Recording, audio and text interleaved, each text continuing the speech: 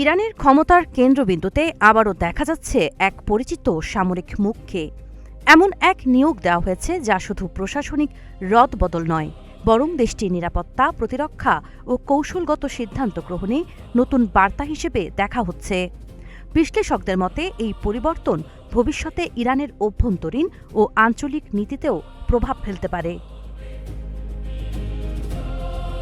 ইরানের supreme national security কাউন্সিলের নতুন সচিব হিসেবে নিয়োগ পেয়েছেন সাবেক ইসলামিক রেভলিউশনারি গার্ডস আইআরজিসি প্রধান মোহসেন রেজাই।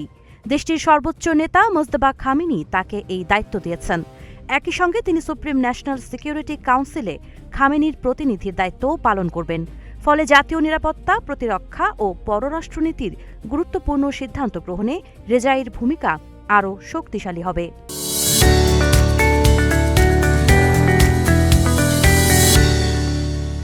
এই পদে তিনি মোহাম্মদ বাঘের জোলঘাদরের স্থলাভিষিক্ত হয়েছেন। চলতি বছরের মার্চে যুক্তরাষ্ট্র ও ইসরায়েলের হামলায় কাউন্সিলের তৎকালীন সচিব আলী লারিজানি নিহত হওয়ার পর জোলঘাদর ভারপ্রাপ্ত হিসেবে দায়িত্ব পালন করছিলেন।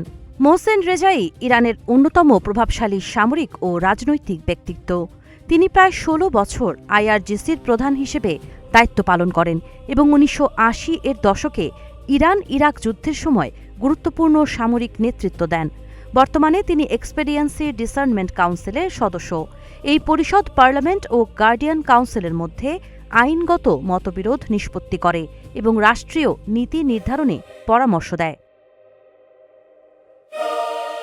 এদিকে দায়িত্ব পরিবর্তনের অংশ হিসেবে মোহাম্মদ বাঘের জোলঘাদরকে নিজের রাজনৈতিক উপদেষ্টা হিসেবে নিয়োগ দিয়েছেন মোজতবা খামেনি।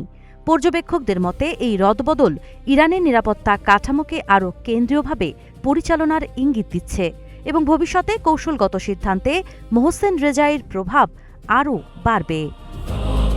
সাবা খান, নাগরিক প্রতিদিন।